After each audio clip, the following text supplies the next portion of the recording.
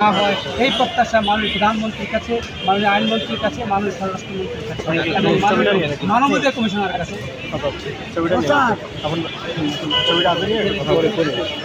ওনাকে দেন, ওনার হাতে রাখুন। ইন্টারভিউ জি, আপনারা এই যে রায়ের মেয়ে তার বাম সাইডে যে একটা অভিযোগ নিয়ে আসা হয়েছে সে বিষয়ে আপনাদের কি করণীয় থাকবে? ধন্যবাদ। আমি মানবাধিকার বাস্তবায়ন ফাউন্ডেশনের পক্ষ থেকে আমরা আপনার রামেশের ঘটনাকে কেন্দ্র করে আমরা রামেশের বাসায় গিয়েছিলাম, তার বাবা মার সাথে কথা বলেছিলাম। তাদের ধারাবাহিকতা আজকে মানবাধিকারের পক্ষ থেকে এখানে আসছি তার দায়িত্ব সেটা জানার জন্য। তো এখানে এসে আমরা একটা যে জিনিসটা দেখতে পেলাম, এটা আসলে আমাকে খুব ব্যথিত করেছে। দেখেন, আমাদের দেশে ধর্ষণ এমন একটা সাবজেক্ট হয়ে দাঁড়িয়েছে, যার মনে চায় সে ধর্ষণ।